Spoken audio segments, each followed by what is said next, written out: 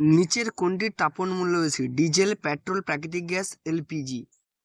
হ্যাঁ, এই ধরনের কোশ্চেন আসলে একেবারেই ভাববার দরকার নেই, কেননা 1 সেকেন্ডের মধ্যে একটা ছন্দের মাধ্যমে তুমি এটাকে নামিয়ে দিতে পারবে, খুব সহজে মনে রাখতে পারবে।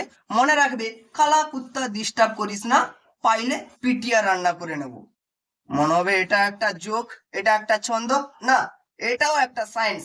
সায়েন্স, এই সায়েন্সের মধ্যে এথিক্স আছে, লজিক আছে, সমস্ত কিছুই আছে। দেখো, তাহলে দেখা যাক কি সায়েন্স, এথিক্স, লজিক কি আছে। চলো।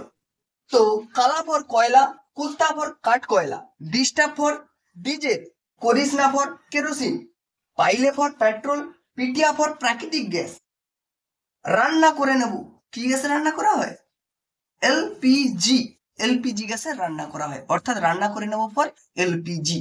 ওকে। তো ওপর থেকে নিচের দিকে যতই নামবে, এই ছন্দের ওপর থেকে নিচের দিকে যতই নামবে, এর কি হবে? তাপন মূল্য পরপর কি হবে? বৃদ্ধি হতে শুরু করবে।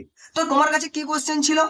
যে তোমার কাছে কোশ্চেন ছিল ডিজেল, পেট্রোল, প্রাকৃতিক গ্যাস এবং এলপিজি এর মধ্যে কার তাপন মূল্য বেশি, তাই তো? তো বলে দাও এক্ষুনি কার তাপন মূল্য বেশি। একেবারেই এলপিজি নিচে আছে, দেখো, তাহলে এলপিজি গ্যাসের কি হবে? তাপন মূল্য বেশি। তোমার উত্তরের সম্পর্কে এলপিজি গ্যাসের তাপন মূল্য বেশি। চলো, নেক্সট ভিডিওতে আবার দেখা হবে। চ্যানেলটিকে যদি ভালো লাগে, লাইক, সাবস্ক্রাইব আর শেয়ার তো অতি অবশ্যই করে দেবে। চলো, নেক্সট ভিডিওতে অতি অবশ্যই দেখা হবে।